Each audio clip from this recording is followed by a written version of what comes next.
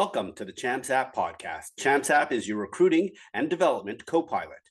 If you are a player, parent, or coach, make sure to check out more content and tools to help navigate the world of youth hockey at champs.app. Also, if you've listened to the Champs App podcast in the past and it has helped you with your recruiting or hockey development, please tell your teammates and friends about Champs App. It would be even better if you subscribe to the podcast and review or rate us on whichever platform you're listening to or watching us on. On today's episode, I talk with Ray Kizzie, head coach of the Salem State women's hockey team. We discuss his playing and coaching journey in Texas, the competition level in Division III hockey, his plans for the Salem State program, and go into detail on the recruiting process. This was a great conversation with Ray, so I hope you enjoy it. Before we get to this amazing episode, most folks don't know all the great ways that Champs App can be your hockey recruiting and development co-pilot. So we thought we'd highlight different areas of Champs App in each episode. Here are 5 things you should know about creating a free, beautiful Champs App profile to help with your recruiting and networking. 1. Think of your Champs App profile as your online hockey resume. No matter your hockey role, whether you are a player, team coach, parent, development coach, or advisor, you can control how you present your hockey experience and different parts of your profile, like your academic information, achievements, highlight videos, stats, and game schedule. 2. Once you create your profile, you can share your profile with anyone to help with your recruiting process. You can use your profile as a first point of contact between you and a potential team coach. 3. After you complete your profile, you can build your hockey network. If you are a player, you can create a direct connection similar to LinkedIn with college, prep, and youth coaches and get on their radar. We have over 100 NCAA coaches with verified Champs App accounts to connect with. 4. When you connect with a coach, they will automatically get notified when you have an upcoming game, add a video, or change teams. 5. You can add key contacts to your profile, like your current coach, parents, skills coaches, and advisors. This way, coaches can check your references and learn more about you. So visit www.champs.app and create your free, beautiful hockey profile today. I am very excited to welcome to the podcast Ray Kizzie, head coach of the Salem State women's hockey team. Originally from Dallas, Texas, Ray played club hockey at Dallas Baptist University, where he captained the team for 3 years. His coaching stops include high school hockey at Grapevine Colleyville in Texas, the Dallas Stars Elite Girls program, and Team Maryland in the Eastern Hockey League. Last year, he became the head coach of the Salem State Vikings, and next month he returns for his 2nd year behind the bench. Welcome to the podcast, Ray. Ray, thanks for having me. I appreciate it.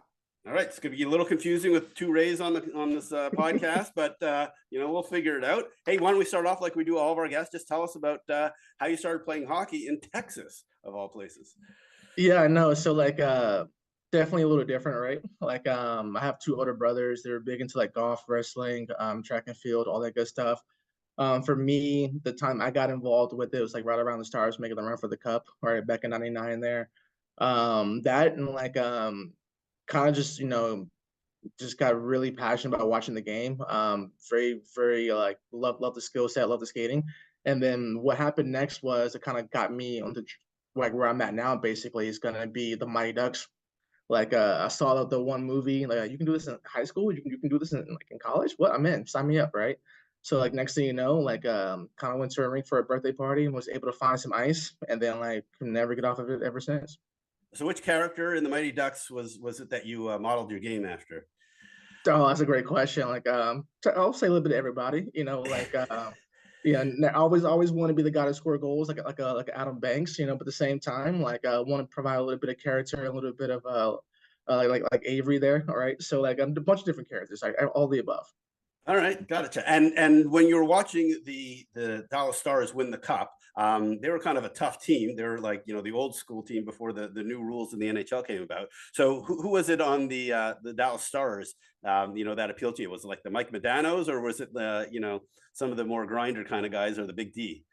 No, a big fan of Langenbrenner. I think he was a rookie at the time, if I'm not mistaken. But you talk about later down the years, right? Jerome McGinley, right? Is another guy I kind of idolized growing up. But guys who kind of do a little bit of everything, right? Score, play a physical game, be good leaders, just be a big part of the team. So they weren't necessarily one-dimensional. They were finding ways to where if they didn't have one thing going the one night, they found other ways to contribute. So that was kind of one of the ways where I wanted to definitely emulate my game after for sure.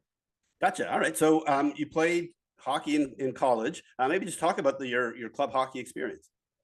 Yeah, definitely. Like, I was kind of like everybody else, like playing junior and whatnot, trying to figure out where to go. My big thing in life was like, hey, I want to go play Division 3, because of what I want to do, like post hockey, right? It will kind of set me up for a better path in that regard. And I'll never forget it. Like, I'm in the pro shop, during the summer, trying to figure out where to go and everything, and like just sharpening skates. And the one buddy walks in, like I know him for a while, and he goes, "Well, have you thought about Dallas Baptist?" And I was like, "What?" Like what is Dallas Baptist, right? I had no clue at the time. My first year there at the program was the second year of the program overall. So it was very young, just starting out, right? And like kind of weighing the options. And like for me, like I wanted to go to a place that had opportunity, right? Where I'd be able to play right away, can necessarily be the big fish in a small pond, so to speak, right?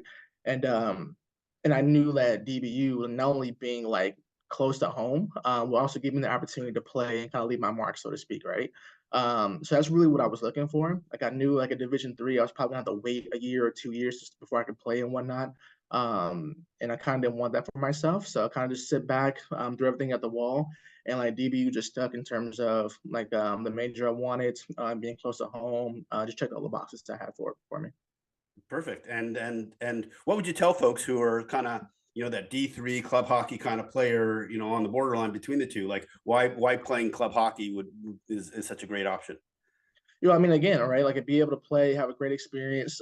You can still play the game you love, and again, like academically, right? Like you want to go to school for your degree, and you want to make sure you walk away with an experience that you'll have for a lifetime. You don't want to like life is really short in the grand scheme of things, so you want to maximize like happy moments and like things you can really walk away from and share with other people. And so it's all about like where you're going to get the most like of that from. And so for me, a lot of the answers kind of checked. Like I said, playing at Dallas Baptist University and being there, and it was a great opportunity. Like I said, like for me to develop and grow as a person. And I don't really want to, like, just no regrets at all making that decision. Gotcha. So when you're going to college, what was your plan? In terms of after college, in terms of the type of career that you were going to go pursue, and then how did you get into coaching? Yeah, definitely. So like before I even enrolled into DBU, like I went to Finland for about a week and a half and kind of like a little like pro series out there. My buddy at the time I was working the pro shop with, he also went with me to Finland. He was playing a Division 3 up in Finlandia at the time. And so he was kind of looking more of the pro track, right? Like trying to get into the CHL back in the day.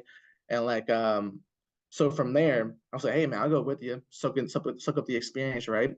And for me, like post like college, I always wanted to be involved in one way or another in hockey, right? Whether it's like being a hockey director or some program, a skills coach somewhere, coaching like youth hockey. I always wanted to be around the game. Like it's just like I said, big passion of mine, and I always want to find a way to stay involved in it. And again, prior to when I actually finished my freshman year at DBU, the same buddy was like, "Hey, I'm taking USA Hockey Level 1, my coaching clinic," right? So again, kind of just riding. His name's Josh Fosco, so like kind of just like riding his coattails for a little bit off the start here, and then like took that first like coaching seminar, coached the Pee Wee team like during that summer, and again, kind of just stuck with it, right? And again, the passion just kind of grew from there, and like I said, for me, like my passion and goal was always try to be involved with hockey in some way or another, like post college.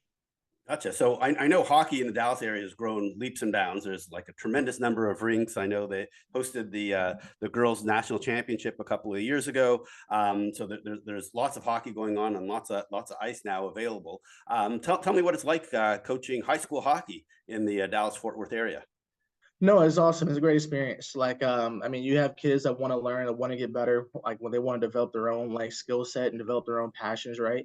So being able to kind of be a conduit for that and be able to help people get to where they want to go. Like I said, for me, it was a great like blessing and kind of be a part of it. I was in a good situation with Grapevine Colleyville. Like, I was like got brought in under like coaches who like wanted to mentor me and kind of help me kind of develop and grow there. And we had good teams. Like my first year there, like we lost in the state finals. Like the next year, I was the named head guy for the JV team. Like we won a championship there my first year as the JV coach. Second year, we lost in the playoffs. And then my last year at Grapevine Colleyville, we ended up winning like the city championship there. So nothing but like fond memories, great friendships made throughout the course of that time there. And again, it's good hockey. It's kids who want to get some ice time, develop their skills, and again, kind of see what where the game can take them. Gotcha. And so while you were coaching high school hockey, you were also overlapped that with coaching the Dallas Stars Elite Girls program. So maybe just talk about how you ended up also helping out with the girls teams and what that experience was like. Yeah, definitely. Like another big shout out to my good friend here, Colin Hesse. He kind of got me involved there, along with Mike Salkin and the guys down there. Again, just looking for an opportunity to coach and kind of take up more responsibility and develop and grow as a coach. And the opportunity was provided by the Stars Elite Girls. So forever grateful for that. And it kind of just allowed me to again spread my wings, so to speak, right? And again, I learned a lot from that program. Being around great coaches and great people to kind of help develop skills to kind of like connect with people, whether it's male, female, whether it's the high school kid, working with him at 18, 17, and then with the Stars Elite, working with sometimes young as 14, 13, whatever it is, right? So it's nice to kind of create a nice range to be able to present information in different ways to certain people so they can kind of grasp and apply it. Gotcha. So when I first started Champs App about 4 years ago, and I started tracking, where players came from for the infographic that I produce every year, Dallas Stars Elite were on that list when I first started doing it. But since then, a lot of hockey academies have popped up and things like that. And now I don't find any commits now coming from that program. I'm just curious what's happened, and has they just been a victim of, a lot of players, playing in kind of more concentrated hockey markets? Yeah, I know it's all about getting eyes on the program, right? So my sentiment has always been they'll find you, right? You know what I mean? And so it's all about like committing to a program, committing to your development, and being able to present that on a broad scale, right? So for different reasons kind of pop up, for why the numbers are what they are, some players have played, their entire lives and they're just tired of the grind, right? Like they're just kind of just some way or another become disinterested and they want to pursue the things by the time they get to college, right? So like I said, there's a bunch of different variables that kind of go into the equation there. But I mean, it's still a great option, still a great resource for players to develop and grow. It kind of comes down to what is going to be, again, what's best for you in terms of your development and your growth. For some people, it may be the prep school. For some people, it may be your public high school. It could be some hockey academy down the street, right? So it really just kind of comes down to what's going to be best for you and your overall growth. Gotcha. All right. So how did you end up in the Eastern Hockey League? Oh, so going back to Josh Fosco, like great friend of mine. So again, we're working in that pro shop and we're kind of sitting there hanging out, trying to figure out our plan to go to Finland and our plan to go do this. And it was like, you know what, man? We're sitting there having coffee one day, and it's like, hey, you know what? Like, it'd be great if we coach a junior team together. Like, how awesome would that be, right? Because for me personally, yeah, I love my time in college and everything, but I'll probably say junior. I probably had more fun playing junior, right? So maybe awesome we coach a junior team together. How awesome, that would be. So, whenever he left Dallas, he ended up moving back home to PA. He got a team with the Wilkes-Barre Knights. They were in the EHL for a little bit, and then he got his opportunity at Team Maryland. And when he got his opportunity there, it was kind of the same time I kind of made the move to Stars Elite girls, and he was sitting there going, hey, come out here to Team Maryland, come out here to Maryland. I'm like, we just gotta figure it out, we gotta make sure I have a place to live, financially, how am I gonna make it work, right? All these questions you gotta ask yourself. And then, like I said, the stars kind of aligned, a couple years ago to where it's like, hey, I have an assistant spot open, with the EHL team. You can help me out with junior. We're looking for a coach for the 2011 Pee Wee team. It kind of just works out, right? So I was kind of able to parlay that into the opportunity at Team Maryland. That's kind of how I was able to make the transition. Gotcha. And how was, coaching at the junior level different than coaching, at the youth level? Yeah, like I said, definitely gotta, again, going back to presentation, right? Like, so you can kind of present things a little bit differently to the older guys for sure, than the younger ones. But for me, the game is still the game. You know what I mean? Like, so it just comes down to how you present the information and how people can retain that information and be able to apply it. So like I said, it was a great experience. Like, coaching the EHL definitely prepares you for college hockey, right? Because they want to move their players on to like Division 3 and whatnot. And that league does a good job of that. And so same thing for the coaches, right? They're developing coaches in terms of like the protocols, the pregame protocols, and things like that. So very quickly you kind of become accustomed to you can't change on the ice things, right? And like just little things like that, to where it'll help prepare you for the next level and whatnot in terms of like coaching. Perfect. All right. So you're at Team Maryland for a couple of years, but sounds like there was a job posting at Salem State. Talk about how you got the position that you're in right now. Oh yeah, no, definitely. So I was actually getting ready to start my second year at Team Maryland. So like it's probably already about a month or two into the season. The job posting come up for Salem, and it's kind of funny because I saw it and I was like, maybe not, right? And then one of the players here on the team currently, she texted like one of the old coaches there in Dallas and was like, hey, would you or do you know anybody who would be interested? And like I remember, like at Team Maryland, I was coaching in between. We had 2 games on Saturday, and in between the games, my phone was like blowing up. I'm like talking to a parent, trying to be like, have a good conversation, and my phone just won't stop ringing. I'm like, sorry, man, I gotta excuse myself. I gotta take this. And it was Colin Hesse. And I'm like, hey, man, like what's up? What's wrong? Like you haven't talked to you this much you haven't called me this much in a while. Like it must be something. It must be a problem. And he goes, dude, you see that text I just sent you? I'm like, I'll look at it right now, right? It was a job posting for Salem. And like he's like, yeah, Scarlett reached out to me and said if I know anybody who'd be interested, you were the first guy I thought about. And I was like, well, sweet man, thanks, I appreciate it.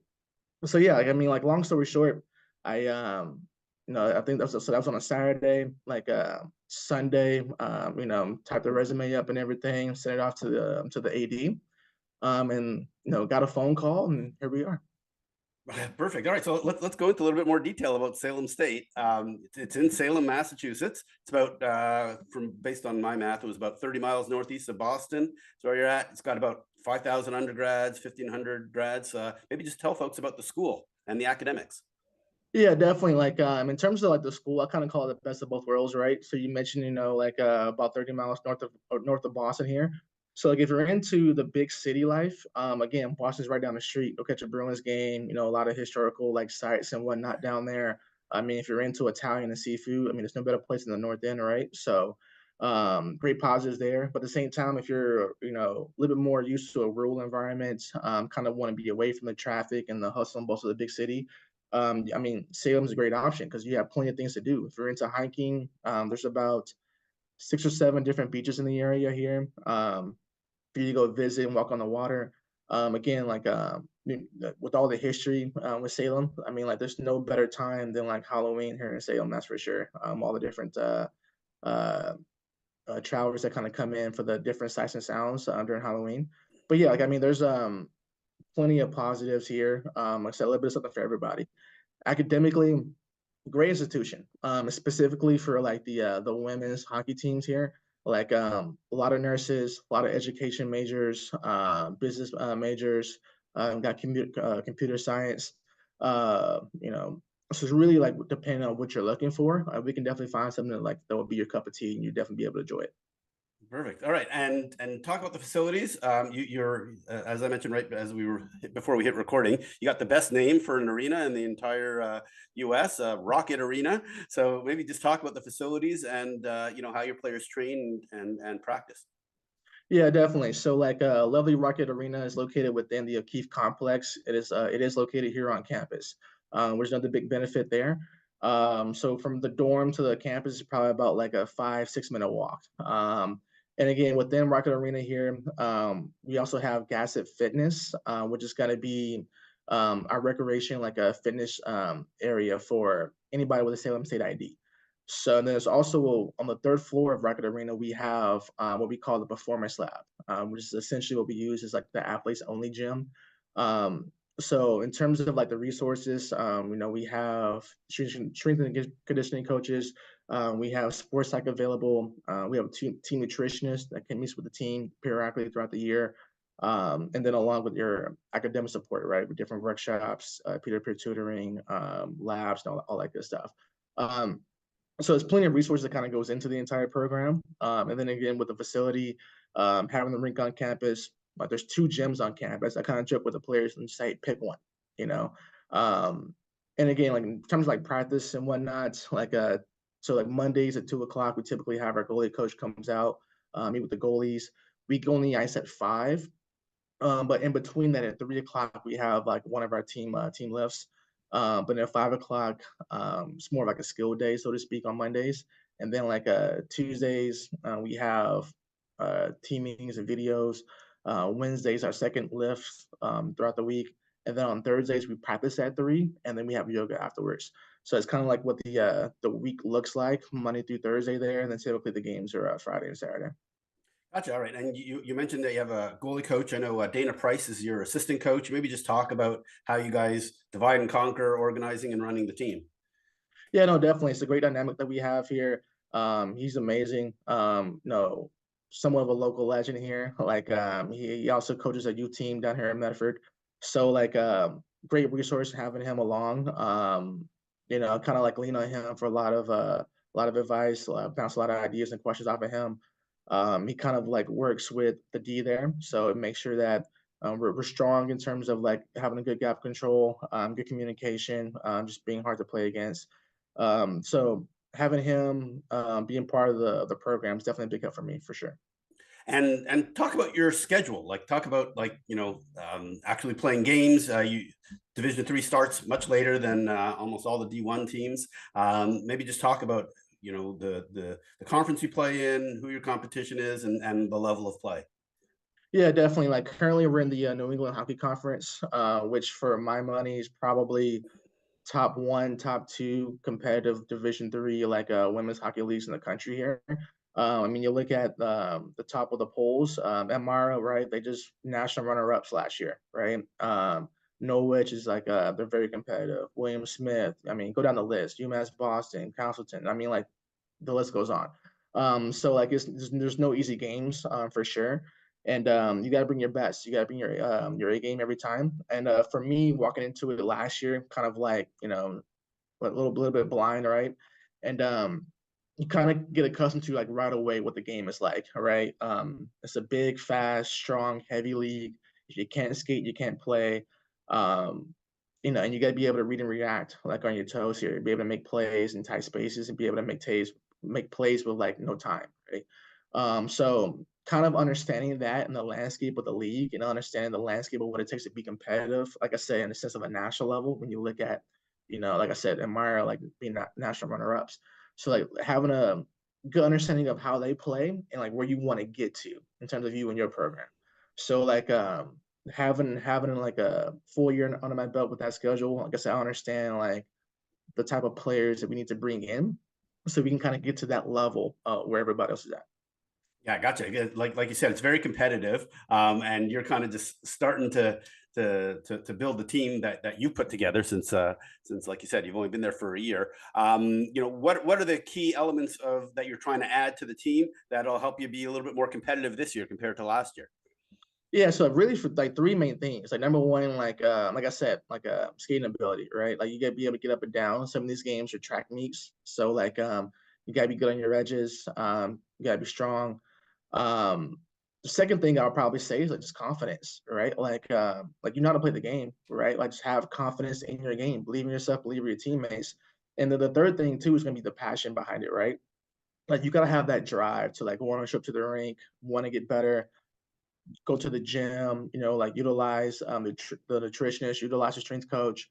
And like again, the rink is on campus. So like use that to your benefit as well. Like take time out of your day to work on your shot, to work on certain things we may not cover in practice for you to again develop and grow. So like those are kind of the 3 main things like in terms of like where can we improve on and be more competitive. Gotcha. So What's your biggest challenge as a coach of a Division III team in a really tough conference? Is it like the recruiting? Is it the development of your players? Is it just in terms of where does hockey fit as a priority for these players relative to their academics? What's your biggest challenge? Well, that's a little bit of like twofold here, right? So it kind of goes like again, like the priority piece of it. Like, okay, academics comes first, absolutely, right? But like, I also want to see a little bit more of the passion sometimes with some of the players. Uh, but I think with this group that we have here, like I think that's not gonna be a question at all. Like I see them, like for an example, we had a player here like Sunday skating around shooting pucks. Like love to see it. We got players asking me when can I get on the ice, in between classes. Like look, great questions, right? So at that part is like resolving itself, and we're getting more of those type of players. Um, but I want to say a continued like challenge would be the recruitment piece of it, right? People look at, I guess, a quote unquote perception of a state school, especially if they're locally in Massachusetts, and they're like, "Oh, do I really want to go there?" And I'm like, "It's a great environment. It's a great opportunity to get an education. It's going to benefit you in the long run. It's going to be a great place to play. Like I said, it's going to be a growing program where we are going to get better like year in and year out. And we need people that kind of want to be here to establish like those good habits, or the good culture, and the positive traits to like I said, get the program where we want it to be. And it's not going to happen overnight. We all understand that, but like again, putting the building blocks in place to achieve those goals, right, will help us get there sooner than later. And so yeah, in terms of like a challenge, it's just really trying to get that message across to people where it's like, hey, we not be there yet, but like give us some time, help us grow here. And like what I tell people would be part of the solution. Be part of the solution, right? Like we wanna get here, right? Be part of the reasons why we got there. Gotcha. All right. So let's get into the recruiting side of things because it sounds like finding the right fit of folks that really share your values and drive for hockey are important to you. So, like, how do potential recruits decide to go to Salem State? Like, what are the different attributes that help make that decision? Because when I've spoken to D3 coaches in the past, they always say figuring out the academics is first. Like they want to find the school first, and then they have a hockey program, but they're not picking the school or wherever they're going to go based on the hockey only. The school is the slightly higher priority. Yeah, absolutely. So once you realize, okay, we do have like the degree you're looking for, right? Okay, that checks out. Like now, like in terms of the hockey, in terms of the location, in terms of like an overall environment, all right, like where it's gonna be best for me to kind of like develop as a person, outside of the classroom, even outside of the rink. Where I'm gonna have a good time, where am I gonna make my memories as a college individual. And so for me, like I said, once the degrees line up, we check that box. The hockey program, like my big thing is like opportunity. So we've never had an All-American, never won a conference championship, right? Like my joke when I talk to recruits is that like if you come in and do those things, you'll probably be in the Hall of Fame by the time you graduate, right? So it's but in terms of do that though, you gotta have like the passion and the work ethic, right, to work towards those goals, right? So like and again, like location, right? Like I said, if you're into the big city, Boston's right there. Go have a good time. Plenty of like museums, plenty of restaurants, plenty of different activities and things to do. Um, and again, if you don't want to sit in the traffic to get there, there's plenty of that to do in Salem, right? So like in terms of location, like I mean, it's gorgeous, beautiful. Like North Shore here in Massachusetts is amazing. And again, like the overall environment is very inclusive, very energetic. The team does a really good job of being there for each other and one another. Like I've been a part of like coaching girls teams and just coaching in general. Like I've been a part of like locker rooms that may not have been the best in the past, but like I also been a part of good locker rooms, right? And you kind of understand like which is which. And like we have a good locker room here. We have a good community overall in terms of Salem. And like I said, like for me, it's a great choice, and for others, like that they see it as well. Gotcha. So I'm trying to understand a little bit more about your recruiting process at the D3 level and in a school that maybe a lot of folks haven't heard of before they even start exploring D3 hockey options. How much of your recruiting is like inbound of players reaching out to you, and how much of it is you kind of outbound, kind of selling the school to folks as you go to events and try and find players wherever you can. Yeah, definitely. For me, I want to say it's about 80-20 of me reaching out. Like like I said, like I mean, I scour like anywhere I can to find who I would think would be a positive fit for the program. Like we have one player from Australia, we have the one player from the UK, like we have a girl from Phoenix, Arizona, we have one from Wisconsin. I'm working on, trying to get players from Minnesota. We have a player from Illinois, Texas, like player from Florida. We're all over the map, right? And it's not just, the Boston, Massachusetts slash New England area. Like yeah, we have players from Rhode Island and Vermont, obviously, right? Of course, and some local players here at Mass as well. But again, like for me, it's all about trying to find the right fit, the right player that's willing to accept the challenge of coming to Salem State. Because like I said, we do want to produce All Americans. We do want to win conference championships. We do want to compete on a national level. And again, it may not happen this year or next year, but that's the goal we want to work towards. But it's all about finding the people that are willing to accept that challenge to come here, develop and grow, put the work in, and to help us get there. So like so again, so it's a lot of me reaching out. Yeah, again, I do get the inbound emails here and there, and which is very helpful. And again, I engage people trying to get the interest. And again, if they're a good fit, like hey, like jump on board. We take all the help we can get to where we're trying to go. But yeah, like that's pretty much what we're looking at there in terms of like the whole process there. Perfect. All right. So let's take this one step further. I know you've mentioned speed as being an important attribute that you're looking for because of the level of play of the conference and kind of the skill level that you need. What are the other ways that what is it that you look for beyond just speed when you're evaluating players to join the team? Oh yeah, no, it's like details, right? Like being youth hockey, you talk about like having your stick up ice, stopping on pucks, head on a swivel, understand where the pressure's coming from, but also knowing your options when you do get the puck. So like when you're watching players and trying to evaluate, you want to make sure they check all those boxes. So obviously IQ, like a good like skill set in terms of puck skills, like carrying the puck. How are your hands? How are your shots? Do you have vision? Can you create and make plays? And again, like what's probably one of the more important things is your compete level. Like do you have just a one or second effort, but do you have a third, fourth, fifth effort on pucks? Right. So like, are you willing to do anything to help your team be successful? Like, are you willing to block those shots? Do you understand the situation you're in? Maybe you're hemmed into the zone. Maybe you gotta like take an icing just to live to the next shift, right? So, or maybe you gotta understand that you're getting closed off on the strong side. You have a player open on the weak side. Are you gonna force play to the middle and create turnovers, or are you gonna get the puck north and let that player work downhill on the weak side? So like those are things you gotta kind of like look at, and at least for me, my perspective of like what I try to gauge in terms of the players I'll look for. Right. And again, like I do start with that though, right? Like how's your skating ability? How's your edges? Are you getting knocked off pucks too easy? Because again, like I said, like it's a big, fast, strong, heavy league. You gotta be able to like have a good foundation there with the skating, and then everything else kind of like, all right, do we check this box? Do we check that one? And so on and so forth. Okay, so how many times do you need to actually see a player in order to make a decision? Because I've heard of coaches say, yeah, in July or August, whenever it is that the Beantown Classic is, that they go and they'll watch a player and they say, I just need to watch him once or twice, and as long as they're a fit, from a culture perspective, but from evaluating their hockey capabilities, I just need to watch him a couple of times. What's your perspective on how much you need to see a player before you're comfortable on the hockey side of things? Yeah, no, I'm in the same boat. Like, it doesn't take a lot to see, right? Because like, you may have an off day, like fine, I get it. So you may want to see that player one more time to kind of like solidify one way or another. But really though, for me, it's like a couple of shifts, right? Just a couple of shifts because you are what you are as a person, you are what you are as a player, right? So, but then a couple of shifts, we'd be able to see, okay, well, you didn't show the check on that one. Let's look at the next one. You just simply just don't do it. Okay, cool.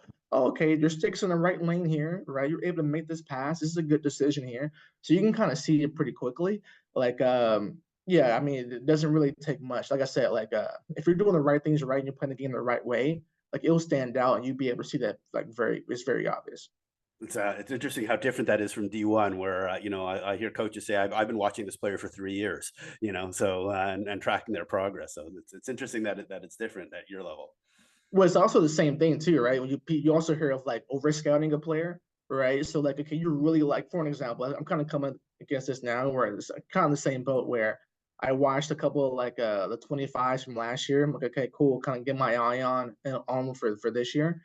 And it's like, I really like that player. But then it's like, the more and more you watch him, you're kind of like, now you're starting to be like a little nitpicky. And you're like, I don't really like this, and I don't really like that. I don't like this. So you kind of see the ups and downs. And so it's kind of, you kind of hear it all the time with the NHL draft, right? Like, I've been watching these guys and they play something like 16 and 15 years old. And they have everything from their favorite cereal down to like what they like to do in the weekends, right? Um, so for me, it kind of is like a pro and a con, so to speak, right? But at the end of the day, and for me personally, it's like, are they a good fit? Like, are they going to be able to, again, help build a culture that you want and establish, and then also like, yeah, like make a decision as a coach. Like, do you think this player is going to help your program? Yes or no, right? And then kind of go from there. Perfect. All right. Last couple of questions. So yeah, you mentioned like, hey, you've been watching some of these players for a while. Like, where are you watching players, during the season from a recruiting perspective? Obviously, we know most of the D3 coaches go to the Bean Temple. Where else are you watching players? Yeah, you got a lot of great showcases here during the summer. Like, yeah, the Wizard Showcase during like December here is a great one. They also have a summer like a tournament as well. It's very highly attended by Division 1 and Division 3 coaches. Beantown, as you mentioned, there's Chowder Cup, the NIT in Minnesota. There's a bunch of like highly regarded like tournaments throughout the area and throughout the time of the year to kind of want to get your eyes on. And again, so once I get word of a particular player that I like, definitely want to go see him in person. So like live barn and like everything else, Instat, whatever it is, it is good to a certain extent. But for me personally, I definitely want to go and get eyes on him like visually. So try the best we can to check all the boxes and do all the due diligence there. And again, just make sure it's a great fit for everybody. Perfect. All right. So last question. So there are 74 Division 3 teams. I've had multiple Division 3 coaches say, hey, if you want to play Division 3 hockey, you can find a place for you. You just got to find, the right fit. What advice do you have for players who are probably destined to play Division 3 hockey or want to play Division 3 hockey? Yeah, I mean, to that point, right? Like, for me, it kind of starts with the academics, right? Like, do we have what you want to study? And then again, like location, are you going to be able to adapt for, maybe you've lived at home your entire life, right? And then so do you want to live somewhere closer to home, or is moving across the country going to be good for you? Do you want to live somewhere that's going to be like below 30, 6 months out of the year, right? Like, these are all questions you got to ask yourself. How far is the closest Chick-fil-A? You know what I mean? Like, so it's little things like that. Some people don't necessarily realize when it goes into their decision, it goes into a long way in making a decision. Like, do you like the smell of this place? You know what I mean? Like, do you like all these colors? Are they gonna put you in a good mood or a bad mood? I mean, it's little variables that like kind of goes into the decision that you probably want people to put a little bit more like time and energy into. But ultimately, though, again, right? I say all that to say, like, when right? Like, when you're in a spot where this is a good fit, it's a good feel, and you like the people that are around here, you like the academics, you like the program, you find yourself that you can be happy here for 4 years. And like, once you come up to that decision and be like, hey, this is it, then yeah, by all means, like go forward and and have a great time.